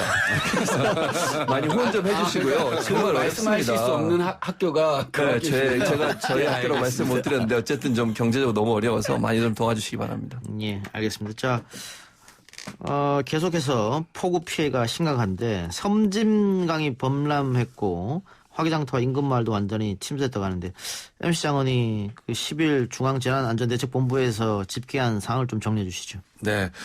오늘 오전 6시 기준 집계인데요. 사망자 31명, 실종자 11명, 부상자 8명입니다. 자, 이 집계에는 춘천 의하모 선박 전복 사고로 인해 발생한 사망자 3명, 실종자 3명의 수치는 반영이 되지 않은 이 집계이고요. 참고로 말씀드리자면 의하모 사고로 인해 실종 공무원 32살 이모 씨는 오늘 오후 숨진 채 발견되는 안타까운 일도 있었습니다. 이재민은 11개 시도에서 4,023세대 6,946명이고요. 시설 피해는 14,091건, 피해 농경지 면적만 25,113헥타르에 다다릅니다. 그 산림청 집계에 따르면 산사태 피해로 인한 인명 피해는 사망자 4명, 실종자 2명, 부상 4명이고요. 또 전국에서는 1,079건의 산사태 피해가 발생했습니다. 예, 사망자가 자꾸 늘고 이재민도 늘기 때문에 걱정이고 지금 피해 농경지 면적도 자꾸 늘어간 겁니다. 이렇게 되면 농민들의 또 깊은 주름살이 더 깊어질 수밖에 없는데 특히 더 안타까운 건 의하모 사건인데 이게 상식적으로 우리가 좀 이해가 안 되는 부분이 많이 있어요. 네. 비가 그렇게 많이 내리고 있고 앞에 또 댐 수문도 열었다는 소식이 전해졌는데 네. 그 인공수초가 그게 중요하다고 그 비 오는 와중에 공무원들과 관계 부처 사람들 불러서 그걸 고박하는 작업을 했어야 했느냐. 그러니까요. 예. 네. 그래서 2020년 8월 6일 날 다 아시겠지만 의암호 상부의 500m 지점에서 급류 가운데에서도 인공수초섬 고박 작업을 하던 민간 고무보트와 춘천시청 환경감시선, 그다음 경찰청 등 선박 3척이 전복되어서 총 7명이 실종된 사건인데요. 그래서 그 유가족분들이 지금 항상 이렇게 좀 토로하시는 게 아니 사람의 목숨보다 인공수초섬이 그렇게 중요하냐. 그리고 여기에서 이제 저는 가장 좀 가슴 아픈 것 중에 하나가 그 휴가를 갔다가 이 인공수초섬 고박 작업을 하기 위해서 업체 측에 뭐 연락을 받고 와서 이제 주무관님 하시다가 이제 실종돼서 오늘 이제 발견되실 건데요. 저는 여기서 이제 따져봐야 될 것은 과연 이 작업 수칙이 있었느냐. 뭐 상세한 작업 수칙이 있었을 거 아닙니까? 뭐 비가 어느 정도 왔을 땐 뭐 어떻게 작업을 하고 더 비가 많이 왔을 때는 작업을 안 하고 인공섬이 뭐 떠내려가더라도 작업을 안 한다. 뭐 이런 안전 수칙을 잘 지켰는지 안 지켰는지 여부도 좀 이렇게 잘 들여다봐야 되지 않을까라는 생각을 하는데 상당히 안타까운 사건 중에 하나고 매뉴얼은 아마 있지 싶어요. 매뉴얼은 있을 거예요. 근데 따르지 않았다는 게 문제겠죠. 예, 그리고 이건 누군가는 책임을 져야 됩니다. 누군가는 지시를 했었기 때문에 지시를 했었을 거예요. 누군가는 책임을 져야 되는데 그 MC 장원은 개그맨 출신이고 또 요즘에는 방송인으로 활약하고 있는데 이런 경우 많이 있죠. 휴가 기간이라든가 아니면 이미 퇴근한 때라든가 주말이라든가 새벽 시간이라든가 이런데 갑자기 뭐 카톡이 온다거나 전화가 와서 뭘 하라든가 그런 경우 많죠. 네, 많죠. 근데 사실 외면하기는 쉽지 않습니다. 사실 생계랑 연결된 일이기 때문에 연락이 오면 사실 모른 척해도 될 수 있는데 되는데 아무래도 이제 제가 이제 달려가서 해결할 수 있는 일이면 달려가게 되죠. 그러니까 지금 이 실종 이 사망 상태로 발견됐습니다만 공무원 같은 경우에도 그 차를 타고 가면서도 내가 휴가인데 왜 이런 토로를 좀 하더라고요. 그런 부분이 있어서 한번 여쭤봤는데 그 전화를 안 받기도 어렵다. 다음 날 갔을 때 또 질책이 쏟아질 테니까. 이제 어떻게 보면 이것도 그 갑을 관계에서는 직장인 괴롭힘의 하나의 갑질일 수도 있잖아요. 갑질일 수도 있죠. 최진봉 교수는 스타일상 뭐 거절할 수 있을 것 같은데 왜 주말에 전화하냐 이런 식으로. 뭐 저 같으면 그러겠죠. 근데 그러기가 쉽지 않아요. 일반 직장인들 교수야 뭐 이제 아무래도 직장인이라고 보긴 어려운 부분이 있고 좀 자율적으로 일하는 부분이 많은데 지금 말씀하신 건 직장인 같은 경우 특히 이제 이렇게 공무원들 같은 경우는 책임 소재가 따르거든요. 이 지금 공무원들도 아까 이동영 작가도 얘기하셨지만 녹취 내용 중에 일부가 어떤 내용도 있냐면 블랙박스에 내가 이제 책임지고 책임지고 옷 벗어야 될지도 모른다. 집에 가야 될지도 모른다. 이런 얘기를 해요. 그건 뭐냐면 인공수초가 제대로 관리가 안 됐을 때 본인한테 올 수 있는 어떤 그 질책, 그다음에 피해 이런 부분에 압박이 분명히 있었을 거거든요. 근데 이런 상황에서 그런 일을 안 해도 거기로부터 자유로울 수 있는, 즉 책임을 묻지 않는 정도의 규정이 반드시 필요한데 그런 부분들이 제대로 지켜지지 않았다고 하는 문제점이 있는 것 같습니다. 예.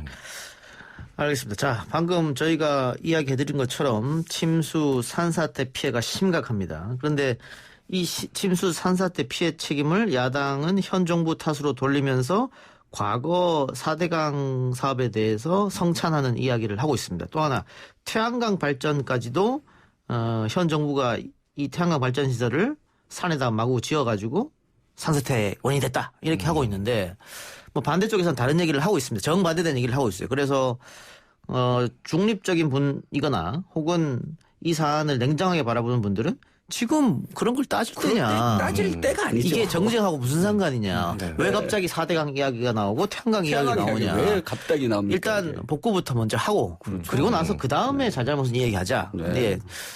근데 뭐 우리 언론도 어쨌든 정치권에서 쏟아지는 이런 말의 홍수를 그대로 받아 쓰고 있기 때문에 더 논란이 된 것 같은데 이 세 분은 어떻게 보고 계십니까? 이게 논란에 대해서. 저는 일단은 4대강 사업이라는 게 섬진강을 제외하고 그다음에 섬진강을 포함시켜야 된다라고 얘기는 하고 있지만 한강, 낙동강, 영산강, 금강에 16개의 보를 세워서 13억 톤의 물을 저장을 하고 또 가뭄을 또 대비하고 이럴 수 있으니까 그다음에 바닥을 파가지고 홍수의 범람을 막겠다라는 의도였습니다. 하지만 이 나라 돈 22조를 들여가지고 한 사업이 2018년에 감사원의 결과 전혀 성과가 없었고 4대강 사업으로 인해서 홍수의 피해를 줄인 것이 결과적으로 나온 조사가 없었다. 그래서 감사원 결과 이미 나와 있습니다. 그런 것을 가지고 지금 태풍이 올라오고 있는 상황이고 지금 40여일 거의 30여일 40여일을 지금 폭우에 시달리고 있는 수재민들이 있음에도 불구하고 이 4대강 사업이 잘 됐다 뭐 반대하지 않았으면 뭐 섬진강도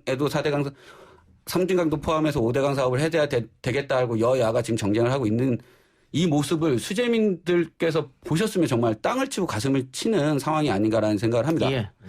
또 태양광 문제도 있습니다. 지금 야당에서는 태양광 발전 시설의 난개발 때문에 산사태가 많이 발생했다라고 합니다만은 지금 산림청에서는 산사태가 1,400건 발생했는데 12곳에서 산사태가 늘었다고 해서 이거를 인과관계 있다고 볼 수 있겠느냐 이렇게 지금 반박하고 있는 상황이니까. 그러니까 태양광 발전 시설 같은 경우 우리나라 이제 12,721곳이에요. 근데 이 중에 지금 말씀하신 12곳이 사고가 났거든요. 그러면 전체 1%도 안 됩니다. 인과관계를 아직까지 따지기 어려워요. 물론 뭐 정말 백보 양보해서 그럴 수 있다고 치면 그 12곳에서 조사를 해봐야죠. 지금 당장 태양광 발전소 때문에 이런 문제가 발생했다고 단정적으로 얘기하는 것은 전혀 합리적이지 않은 주장입니다. 이거는 정치적 주장이라고 볼 수 없는 것이고요. 정치적으로 특정한 목적을 가지고 현 정부에 부담을 주려고 하는 것이고 이 모든 책임을 정부의 어떤 관리 부족이라는 그런 탓으로 돌리려고 하는 거예요. 지금 만약에 이런 홍수 사태가 난 거 물론 잘 막아야죠. 어떤 정부든 그걸 잘 막아야 되지만 불가항력적으로 너무 많은 비가 오고 있고 북한에서 비가 오면서 거기서 지금 수문을 열고 있잖아요. 개방아 우리한테 얘기도 안 하고 이런 상황에서 우리가 할 수 있는 한 최대한 피해를 줄이는 겁니다. 예보하고 그다음에 사람들 피할 수 있도록 만들어주고 그런데 지금 이게 정부의 탓이라고 이렇게 돌리는 것이 과연 그러면 야당은 지금까지 제대로 홍수 통제라든지 아니면 이 제방을 쌓는 일이라든지 아니면 물 관리란 이런 부분에 제대로 뭔 대책을 내놓은 적 있습니까? 이거 남한테 탓할 게 아니라 스스로를 돌아보고 정치권이 제대로 못한 것에서 판단하고 반성을 해야지. 이렇게 하는 거 아니라고 봅니다. 어쨌든 결론은 이 문제는 수해 복구가 다 끝난 타이밍에서 이야기를 해야 맞다고 보여지고요. 맞습니다. 또 하나가 우리가 앞서서 변상욱 앵커하고도 이야기했습니다. 정치인들이 이런 수해 현장 가는데 도움이 되느냐 뭐 이런 얘기를 했었는데 어쨌든 지금 많이 가고 있어요. 가고 있는데 일단 이거부터 따져봅시다. 가서 도와주는 거는 뭐 좋습니다. 네, 좋죠. 인증사진을 과연 찍을 필요가 있느냐. 네. 네. 이번에 뭐 태영호 의원이 가서 일을 하는 모습 사진이랑 이제 심상정 대표가 가서 일하는 사진 두 개가 이제 비교되면서 또 논란이 됐습니다. 태영호 의원은 뭐 굉장히 진짜 거기서 일하는 인부인 것처럼 옷이 굉장히 좀 이렇게 흐트러져 있고 이래서 일 열심히 한다. 뭐 이렇게 칭찬하는 언론의 기사도 있었고 심상정 대표는 또 상대적으로 좀 옷이 깨끗해 보여서 가서 진짜 티내기용으로 사진 찍은 거 아니냐라는 논란이 있었는데 사진만 보고 사실 판단하는 게 쉽습니까? 뭐 신상정 의원 같은 경우는 뭐 가자마자 찍혔을 수도 있는 것이고 그런 건데 이런 걸 떠나서 저는 가더라도 그냥 사진을 올리는 것 자체가 저는 좀 개인적으로 탐탁치 않거든요. 물론 가서 일을 돕는 것도 중요하겠지만 이 국회의원으로서 해야 될 일이 또 있잖아요. 현실적인 대책을 세우는 것 그리고 빨리 수해 복구를 위해서 힘쓰는 것 국회의원만이 할 수 있는 일이 분명히 있을 텐데 가서 일 돕고 그거 사진 찍어서 올리는 게 국민 정서상 뭐 인기를 얻을 수는 있겠지만 진짜 국회의원으로서 해야 될 일인가는 좀 의문이 듭니다. 그러니까 가서 재복구에 같이 도와주면서 사진을 찍어서 홍보용으로 썼다. 그럼 만일 사진을 안 찍으면 안 도와줄 겁니까? 그건 아니지. 그래서. 그러니까 저는 또 하나 문제가 되는 건 옷이 정말 깨끗하고 뭐 많이 흙이 묻었고 이래가지고 그걸 기준으로 삼는 것 자체가 저는 잘못됐다고 생각해요. 기본적으로. 그거는 모르는 겁니다. 열심히 일을 해도 옷이 안 좋고 할 수도 있는 거잖아요. 그런데 그 기준 하나만 가지고 열심히 일을 했다 안 했다 논란이 되는 것도 이해가 안 되고 그걸 또 기사화하는 기자들도 저는 이해가 안 돼요. 그렇죠. 맞습니다. 거기 가서 열심히 일하는 모습을 보이는 것만으로도 저는 박수 쳐줘야 된다고 생각해요. 안 가는 사람이 훨씬 많잖아요. 국회의원 지금 300명 중에 간 사람이 몇 명입니까 대체. 이런 거 가지고 논란을 삼아가지고 여야를 편가르게 하고 특정 정치인에서 비판적인 이미지를 만들려는 시도 자체가 저는 잘못됐다고 봐요. 자, 최진봉 교수가 이제 언론정보학과 교수기 때문에 그래서 더 지금 역설적으로 필요하는 것 같은데 매일경제 기사 제목이에요. 수해 현장 달려갔지만 흙탕봉법 태영호 깔끔 심상정 이게 제목인데 이거는 좀 기사로서 문제가 있다 이 말씀이죠? 문제가 있죠. 아니 이건 기사만 제목만 보면요 사람들이 어떤 이미지를 갖습니까? 그럼 태영호 의원은 열심히 일을 했고 심상정 의원은 그냥 사진만 찍고 돌아왔다 이렇게 돼 있잖아요. 심상정 의원 일하는 사진도 많습니다. 거기 보면 아니 깨끗하고 지저분하고가 뭐 기준이 되면 안 된다는 거예요. 정말 그걸 끝까지 봤어요. 그러면 처음 시작해서 마지막 끝날 때까지 얼마나 일을 했는지 다 관찰하지도 않고 기사를 이런 식으로 제목을 뽑으면 일반 시민들이나 독자들이 그걸 봤을 때는 정말 사실로 인식할 수 있는 오해를 일으킬 수 있다는 거죠. 그럼 뭐 일을 잘하는 사람과 못하는 사람의 차이 중에 하나도 여러 가지 있을 수 있는 거잖아요. 제가 그 뒤에는 붙이지 않겠습니다. 뭐라고 옷이 깨끗하냐, 뭐 지저분하냐 이 문제가 아니라는 거예요. 네, 얼마든지 연출 사진을 찍을 수 있는 게 물론 이 사안에 포함되는 분이 그랬다는 건 아니지만 더럽혀진 옷을 가져가서 입을 수도 있는 거잖아요. 일 시작하자마자. 그렇지 않습니까? 그러니까 이 이런 사진을 보고 판단하기는 기사거리가 되지 못하는 것을 기사화해서 국민의 어떤 그 편가르기식의 이런 기사를 쓰고 그걸 실어주는 언론이 계속적으로 있는 이 순간에 또 이 언론에 대한 신뢰도가 국민에 대한 언론에 대한 신뢰도가 계속적으로 깎이는 게 아닌가라는 생각을 합니다. 저도 이 기사 제목 보고 깜짝 놀랐습니다. OECD 속해 있는 국가들 언론 신뢰도 조사하면 늘 대한민국 꼴찌죠. 그러니까 그런 말씀 하신 것 같습니다. 알겠습니다. 광고 듣고 옵니다. 이동희 뉴스 정면승부 4부 시작합니다. 자, 3부 이어서 온갖문제연구소 이어가는데요. 정치권 소식 하나 짚어보고 다음 주제로 넘어갑시다. 미래통합당 지지율이 상당히 많이 올라서 자신감을 얻은 듯합니다. 15일 광복절 때 광화문에서 보수 성향 시민단체가 주도하는 대규모 집회가 예정돼 있는데 미래통합당은 여기는 불참한다 이런 쪽으로 가닥을 잡은 것 같습니다. 언론에서는 극우 보수와 거리 두기를 하는 것 아니냐 이런 분석이 많던데 일단 20대 때 황교안 대표 나경원 원내대표 투톱 체제로 있을 때 계속해서 밖으로 나가서 장애투쟁한 것. 그게 결국은 전략적으로 실패했고 후폭풍으로 돌아와서 총선에 패했다. 이런 게 작용한 것 같습니다. 이 통합당이 보수성향 시민단체가 주도하는 대규모 집회에 함께하지 않는다고 결정한 건 어떻게 잘한 걸로 보십니까? 잘한 걸로 보여요. 그렇게 해야죠, 당연히. 보수 시민단체에 자꾸 들어가시면요. 통합당이 저희 태극기 집회라고 하죠. 이분들과 동일시됩니다. 그거 절대 도움 안 됩니다. 그리고요, 지금 저는 그건 잘했다고 저는 얘기하고 싶고, 지금까지 사실요, 황교안 전 대표나 아니면 나경원 원내대표 사이에 있었던 그 당시에 모든 거 다 했습니다. 장애투쟁했죠. 삭발도 했죠. 탄식도 했죠. 그래서 얻은 게 뭡니까? 죄송합니다. 일단 총선에서 졌습니다. 제가 무슨 단어를 쓰려다가 이제 정화를 했는데 스스로. 어쨌든 그런 상황이기 때문에 제가 볼 때 더 이상 그런 방식으로 해결되지 않아요. 김종인 그래서 비상대책위원장이 그런 얘기 하지 않습니까? 원내에서 해야 된다. 그런데 지금 원내에서도 열심히 안 하세요. 원내에 투쟁하시겠다면 열심히 회의에 들어오시고요. 상임위원도 열심히 참석하시고 평일에도 참석하시고 토론에도 참석하세요. 자리 박차고 나가지 마시고. 그런 모습 자꾸 보이시면요. 그 진정성이 의심받습니다. 극우 유튜브를 너무 보고 정치하는 바람에 실패한 원인 중에 하나가 거기에 있다. 그런 분석도 있어요? 네.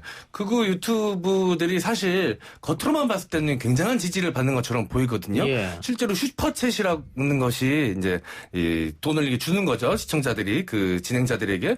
근데 그 해외 전체 집계 수치에서 우리나라 극우 유튜버가 1등을 차지하기도 합니다. 예. 그럼 실제로 굉장히 인기가 있어 보이고 그들의 지지자가 굉장히 많아 보이죠. 막 풍선처럼 이렇게 부풀려져 보이는 효과가 있습니다. 그래서 저들의 의견을 따르는 것이 우리 당에도 뭔가 도움이 될 것이다라고 생각하는 건 그야말로 오판일 수 있다라고 생각이 들고요. 그야말로 극히 일부의 지지자들이 거액을 보내는 걸로 알고 있습니다. 많은 지지자들이 보내는 게 아니라. 그러니까 그런 건 좀 객관적으로 잘 바라볼 필요가 있을 것 같습니다.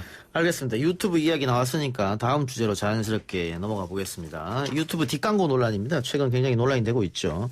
자, 우선 뒷광고가 뭔지. 유튜브가 돈을 받고 홍보한 거. 소위 말하는 PPL 이런 거 아닙니까? 좀 차이가 있습니까? 약간의 차이가 있죠. 예. 근데 그런 비슷한 거예요. 무슨 말이냐면 방송법에 보면 2009년도에 이제 간접 광고를 허용을 하기 시작했는데 그때 이제 규정을 보면 이렇습니다. PPL 같은 경우에 해당 프로그램 시간의 100분의 5를 죄송합니다. 100분의 5를 초과할 수 없게 돼 있고요. 화면 크기의 4분의 1을 넘을 수 없고 간접 광고가 포함되어 있다는 것을 자막으로 반드시 표기하도록 규제를 해놨습니다. 예. 이건 어디에 적용되냐면 방송에 적용이 되는 겁니다. 근데 문제는 뭐냐면 유튜브 같은 경우에는 방송법의 규정에 제재를 받지 않습니다. 왜냐하면 유튜브는 방송법의 방송의 범위 안에 포함이 안 돼 있습니다. 예. 그래서 유튜브는 어떤 법에 저촉을 받냐면 정보통신망법, 이용 촉진에 관한 법률 여기에 지금 저촉을 받게 되는데, 그러니까 제한을 받게 되는데 거기에는 이런 내용이 없어요. 그러니까 부가통신사업자로 분류가 되기 때문에 방송법 자체의 규제를 안 받다 보니까 방송법에 있는 PPL 규정을 따르지 않아도 처벌이 불가능한 상태죠. 자, 그럼 김기태 변호사님. 네네. 그럼 뭐가 문제입니까? 유튜버가 자기들이 이렇게 회사로부터 네. 광고를 받아가지고 네. 다만 그걸 광고라고 하면 광고 효과가 없으니까 네, 그렇죠. 숨기고. 네, 숨기고. 근데 법적으로 문제 없는데 뭐가 문제죠? 네, 근데 이제 뒷광고로 아까 전에 말씀하셨던 것처럼 소비자에게 광고임을 고지하지 않고 하는 광고를 뜻을 하는데 여하간 지금 이동영 작가님도 말씀하셨지만 이 광고 효과가 문제거든요. 예. 그래서 이제 이게 광고요. 원래는 앞 광고를 하셔야 되는데, 그러니까 광고다라는 것을 쓰고 나서 광고를 하셔야 되는데, 그렇게 되면 이제 광고 효과가 떨어지기 때문에 내가 그냥 광고를 협찬이나 광고를 받은 게 아닌 것처럼 해서, 내가 내 돈 내산이라고 그러잖아요. 내 돈 주고 내가 산 거다라는 식으로 해서 광고를 하는 이런 형식을 얘기를 하는데, 알겠습니다. 이게 문제가 될 수 있는 게 첫 번째, 공정거래위원회에 과태료가 부과될 수가 있습니다. 그다음에 그러나 이게 다만 해당 법률은 사업주 등만 제재 대상으로 하고 있어서 실질적으로 규율하는데 한계가 있습니다. 그다음에 방송통신심의위원회 차단 조치를 요청할 수 있습니다. 이 해당 유튜브에 대해서. 그다음에 형사적으로 사기죄가 해당이 되느냐? 왜 내가 내 돈으로 사고 내가 내 돈 주고 내가 사서 한 거다라는 게 어떻게 보면 거짓이잖아요. 예.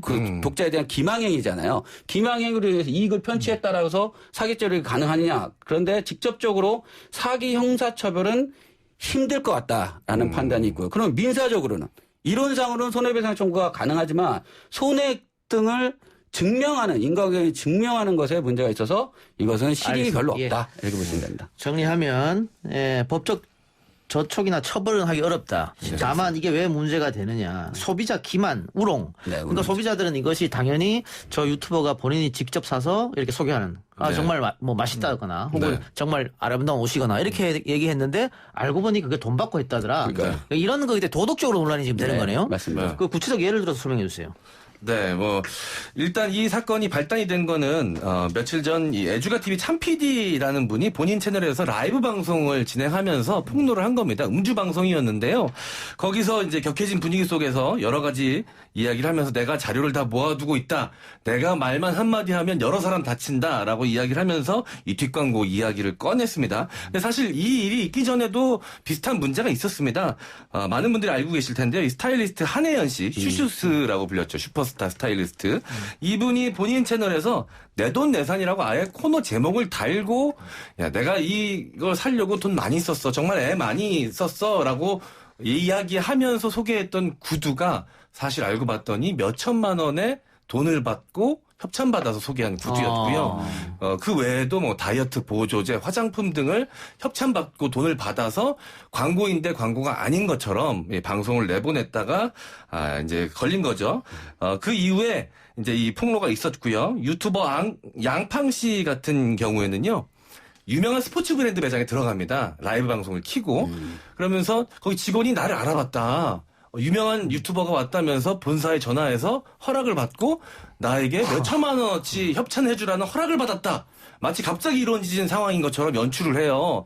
그러면서 실제로 쇼핑을 해서 나옵니다. 그러면서 그 제품들을 리뷰를 하는데 이게 다 콘티가 사전에 협의가 된 것이었습니다. 짜고 치는 고스톱이었다. 네. 그런데 소비자는 몰랐고. 네, 그렇습니다.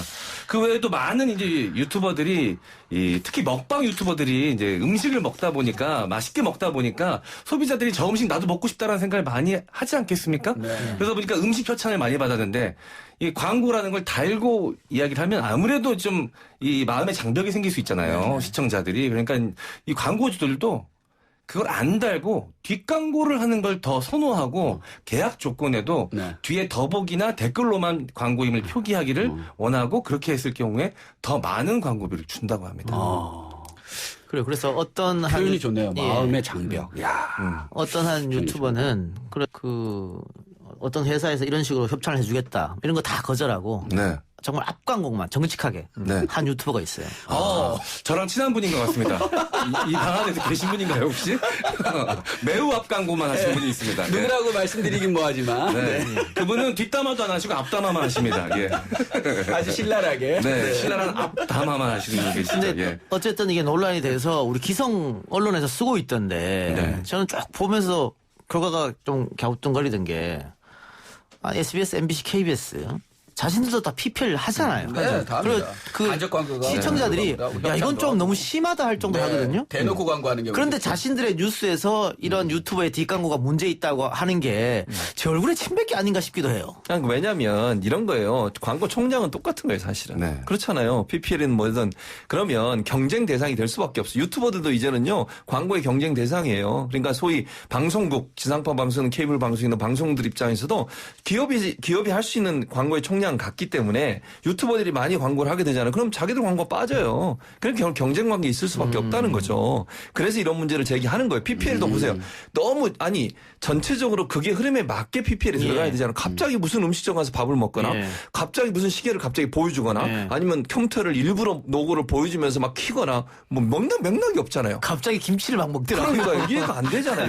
이거는 결국 돈을 벌기 위한 수단이라고 돼요. 지금 더 황당한 건 지난번에 한번 모 방송국이 뉴스를 2부로 나눠가지고 뉴스 중간에 광고를 하겠다고 해요. 제가 비판적인 기사 칼럼을 쓴 적이 있는데 이건 진짜 소비자들이나 시청자들을 우롱하는 행동이라고 저는 생각을 합니다. 뉴스 프로그램 어떻게 중간에 잘라가지고 거기다 광고를 심습니까? 지금 지상파는 중간 광고가 허용이 되지 않으니까 아니니까. 그런 편법적으로 하는 거예요. 이런 것들이 사실은 시청자들을 화나게 하는 문제인데 어디 SBS입니까? 네, 그렇습니다. 어떻게 또 내가 얘기 안 하려고 했는데 또 이렇게 얘기를 하시니까 그래서 결국 지금 안 하고 있어요. 왜냐하면 비난이 너무 커져서. 근데 문제는 뭐냐면 시청자 입장에서 봐야 돼요. 그러니까 앞광고 얘기하셨잖아요. 정직하게 광고하면 됩니다. 그리고 현재 광고법, 방송법 따르면 되거든요. 편법적으로 하고 있거든요. 지금 지상파 같은 경우에 드라마 1, 2부로 나눠가지고 중간광고 집어넣잖아요. 물론 본인들은 중간광고로 얘기하잖아요. 프리미엄 광고라고 합니다. PCM이라고 그래서 프리미엄 CM이라고 그래서 프리미엄 무슨 프리미엄입니까? 사람 얼마나 기분 나쁘게 하고 힘들게 하는지도 좀 돌아보시면 좋겠다는 생각이 듭니다. 제가 미국 유학 생활을 했을 때 미국에서는 중간중간 또 광고를 하거든요. 미국은 하죠. 예, 그런데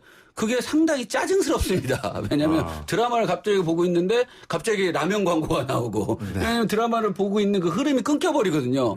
하다못해 뉴스 같은 경우에도 뉴스를 보다가 갑자기 뭐 아이스크림 광고가 나온다든가 뭐 이런 건데 요거는 소비자 입장에서 상당히 프로그램 보는 그 흐름을 방해하고 상당히 짜증을 유발하는 게 아닌가라는 생각을 합니다. 지금 최재봉 교수가 그 편법이라고 뉴스 중간에 광고되는 거 지금 비판을 해주셨는데 그럼 이렇게 봅시다. 지상파 중간 광고는 허용이 안 되는데 종편은 왜 중간 광고가 허용됩니까? 이거는 그러니까요. 특혜 아닙니까? 특혜죠. 그래서 그것도 저는 없애자고 주장했던 사람이에요. 그러니까 기본적으로 종편 같은 경우에는 케이블로 분류가 돼서 그래요. 케이블 같은 경우에는 지금 중간광고를 하게 돼 있습니다. 그런데 종편은 케이블과 차이가 있습니다.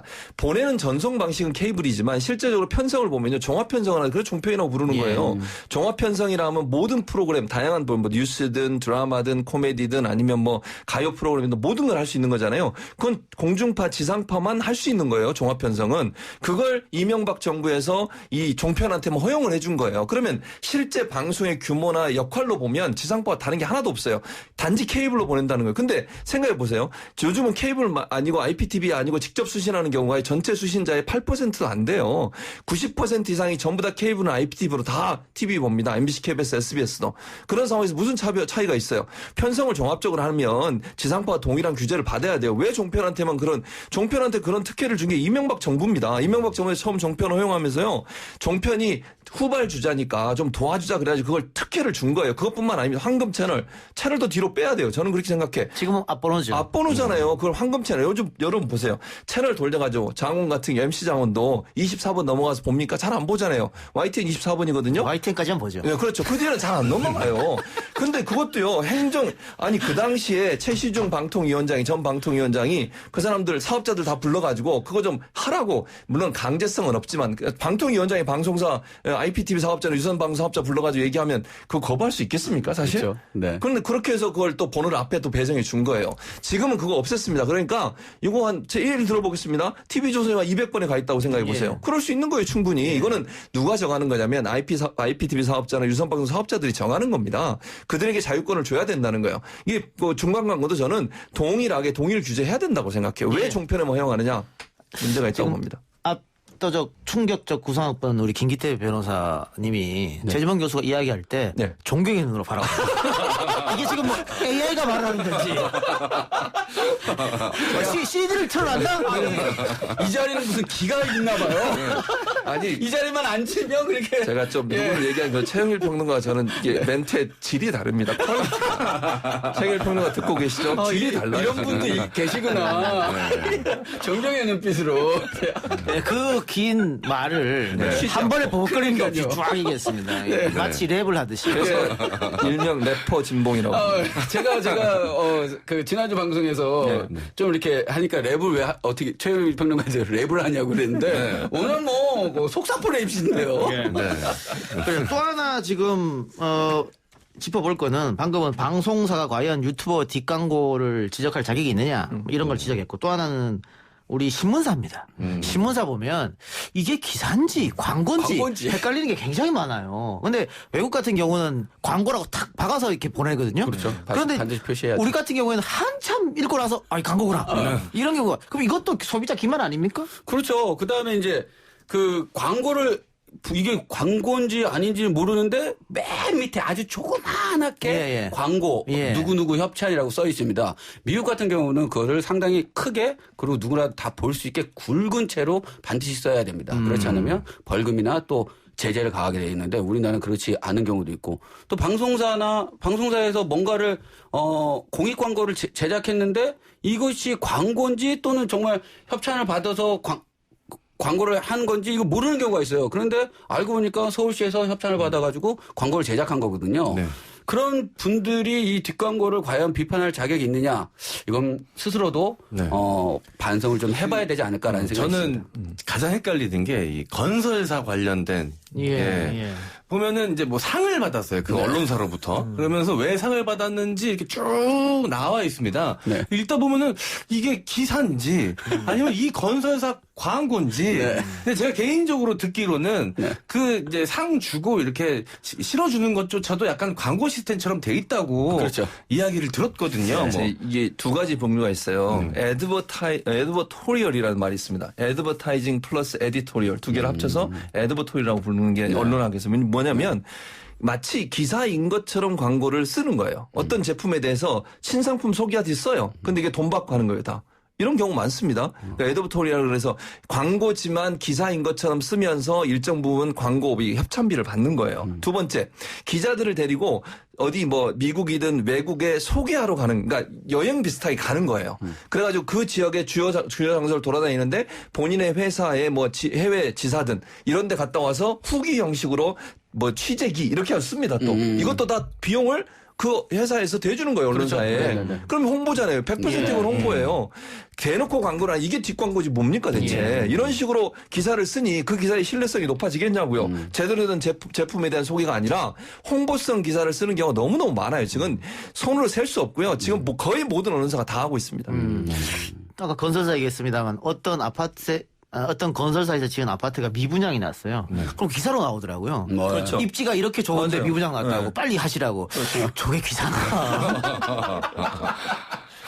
그런 의심도 네. 많이 들었습니다. 그래서 이게 물론 이번에 유튜브에서 논란이 됐던 뒷광고는 분명히 소비자 기만의 의도가 있어 보입니다. 그렇기 있습니다. 때문에 네. 많은 유튜버들이 사과 방송을 했죠. 은퇴까지도 하고요. 예, 네. 우리 방송과 신문사들이 과연 이 유튜버를 욕할 자격이 있는가? 일단 본인부터 좀 반성을 해봐야 되지 않는가? 네. 그런 차원에서 한번 말씀을 드려봤습니다. 저희가 예전에 고깃집을 운영한 적이 있었는데요.